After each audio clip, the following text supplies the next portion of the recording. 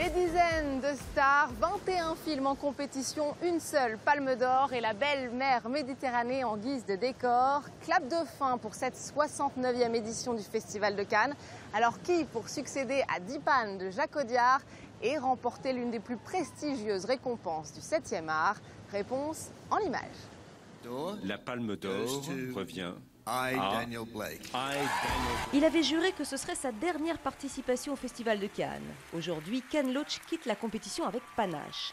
Une deuxième palme d'or, 9 ans après la première, remise par Mel Gibson pour son film « Moi, Daniel Blake ». L'histoire d'un homme qui souhaite désespérément reprendre son travail mais n'y parvient pas, humilié, broyé par une administration inhumaine. Une fois de plus, Ken Loach a mis son talent au service de sa foi en un monde meilleur. Un autre monde, c'est possible, mais c'est nécessaire. Merci beaucoup. L'Iran et les Philippines, brillamment représentés au palmarès à travers les 2 prix d'interprétation. Côté masculin, Shahab Hosseini pour le film Le Client, signé Asghar Farhadi. Il y incarne un mari totalement perturbé par l'agression de son épouse. Le couple, thème de prédilection du cinéaste iranien. Côté féminin, la Philippine Jacqueline José, formidable en mère courage, contrainte à vendre de la drogue pour survivre. On l'attendait bien sûr, le jeune prodige du cinéma québécois. 6 films, 5 sélections cannoises, des dizaines de récompenses à travers le monde et désormais lauréat du Grand Prix à Cannes. Le film de Xavier Dolan avait divisé la croisette malgré son casting 5 étoiles. Il est pourtant bouleversant et magnifiquement construit. Tu veux te retrouver dans cette piole de chiasse? Je préfère la folie des passions à la sagesse de l'indifférence. Ce palmarès 2016 est un panorama du monde à la fois tendre et violent. Il récompense le talent, que l'on ait 27 ou 79 ans.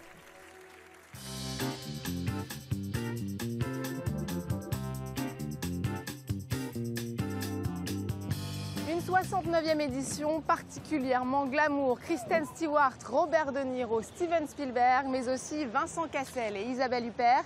Les célébrités se sont bousculées sur le tapis rouge et devant nos caméras. Voici les meilleurs moments de nos rencontres avec les stars. À tout juste 26 ans, vous avez une carrière impressionnante. Vous avez parfois l'impression que ça va trop vite? Oh non, je suis à la recherche de ça. Je suis une fonceuse. Et j'ai de la chance, parce que j'ai beaucoup de choses à me mettre sous la dent. Donc non, la vie est courte, et je crois qu'il faut foncer, toujours continuer, sans s'arrêter. Les affinités que j'ai avec elle, elles tiennent à sa liberté. Elle a une liberté qui est farouche, que j'aime et qui m'inspire.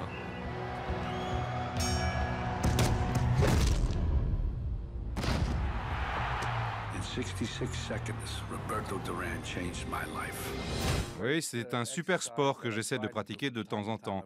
J'aurais aimé pouvoir en faire plus souvent. Je suis un fan de boxe, mais je ne vais pas souvent regarder des matchs, sauf s'il s'agit de quelqu'un que je connais et qui me demande d'y assister, ou si c'est un grand match de championnat.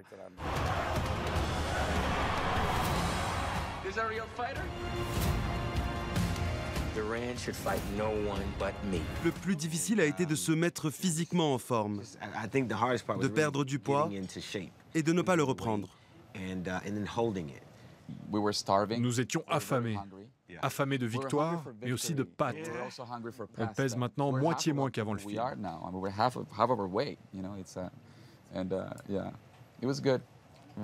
Et moi, je venais devant leur porte avec des plateaux repas. Et oui, ils nous disaient bonjour, les gars. Oui,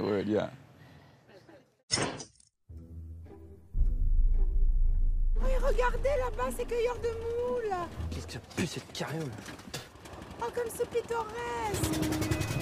Je pense que Valéria est une actrice paradoxale, je parle du rôle, hein, mais que le résultat est un...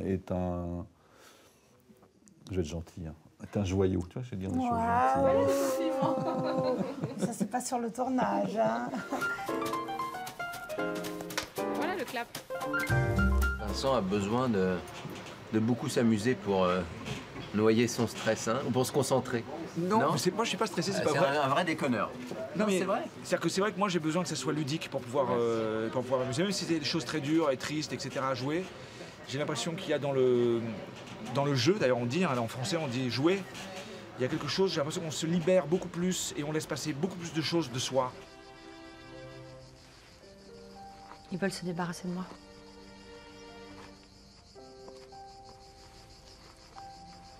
Et vous, ils vous ont acheté? Elle a donné à ce personnage un peu, parce que je parlais de mystique, quelque chose de ce mystère qui est le sien, qui lui appartient à Marion.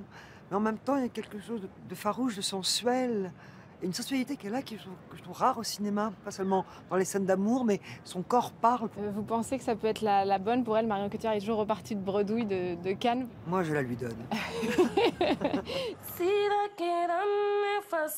Vraiment, mon aspiration, c'est de découvrir peut-être un homme ou une femme, un jeune homme ou une jeune femme, que je pourrais produire, en fait. Quelqu'un dont les yeux brillent pour le cinéma, quelqu'un qui a une vision, une poésie, une pensée. Donc, si vous en connaissez, voilà.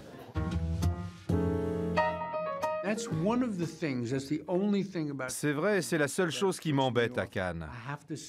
Je suis obligé de revoir mes films. Vous savez, quand je vais à des soirées pour promouvoir mes films aux États-Unis ou ailleurs, je fais le tapis rouge, et quand c'est fini, les gens vont voir le film, alors je pars et je vais dîner au restaurant. Et une fois que le film est terminé, il y a toujours une fête ou un truc pour la presse, et donc je fais ça. Mais ici à Cannes, on ne peut pas y échapper. Je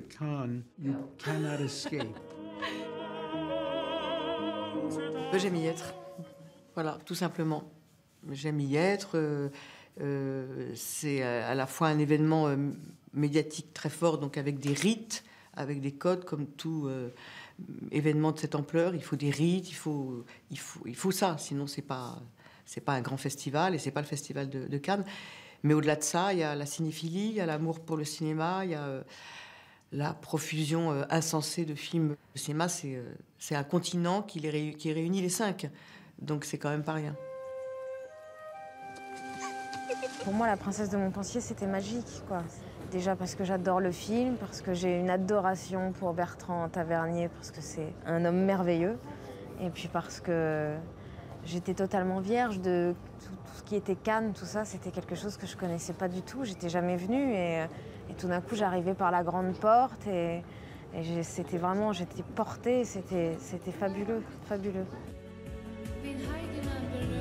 C'est angoissant, je veux dire, pour un artiste de venir là avec son film que tu as fait pendant 2 ans, que tu as fait le plus sincèrement possible, et tu sais, en 2 secondes, tu vas au casino, tu joues, tu sais pas ce que tu vas gagner si tu ressors les mains vides ou pleines. Moi, j'ai vécu pour le coup tout, et je peux te dire, c'est assez violent les deux, quoi.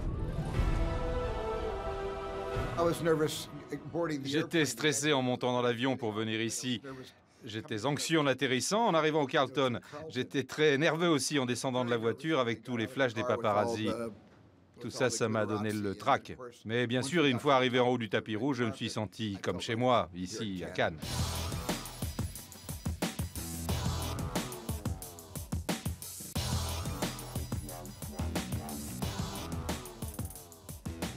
Et oui, même lorsqu'on s'appelle Steven Spielberg, le Festival de Cannes reste impressionnant. Temps fort pour les stars comme celle en devenir, la montée des marches, 24 échelons à gravir pour un court moment de gloire.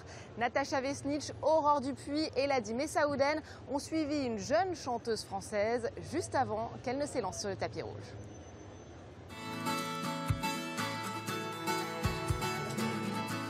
C'est une soirée qu'elle n'oubliera jamais. Dans moins d'1 heure, Melissa Nkonda montera pour la première fois les marches du palais des festivals. C'est déjà jouissif en fait, juste le fait de se faire pomponner, de se faire bichonner, la montée des marches. Bon, on en a tous rêvé. Enfin, petite surtout, j'en ai rêvé longtemps. Si c'est une première pour Melissa Nkonda, Franck Provost, lui, est un habitué. C'est sa 19e année à Cannes. On est un peu les confidents, on est les derniers à partager le stress. Et donc on doit les rassurer, on doit être là. Alors, tu nous joues un petit truc, comme hier?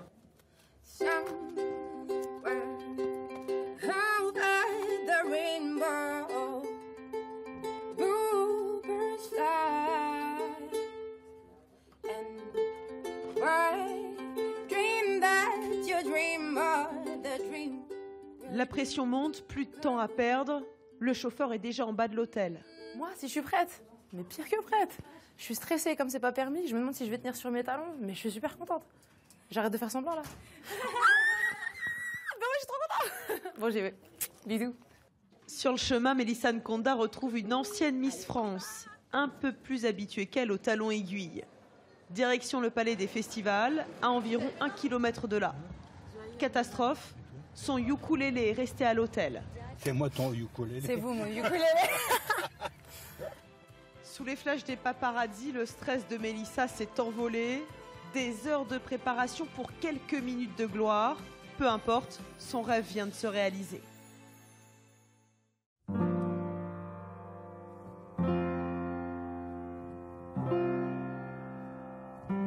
Entre glamour et 7e art, cette 69e édition du Festival de Cannes a ravi tant les cinéphiles que les amateurs de paillettes. Merci à tous de nous avoir suivis pendant ces 12 jours. Et merci à toutes les équipes de France 24, tant à Cannes qu'à Paris, de m'avoir aidé à réaliser ces belles émissions. Je vous donne rendez-vous l'année prochaine pour un nouveau festival et une nouvelle Palme d'Or.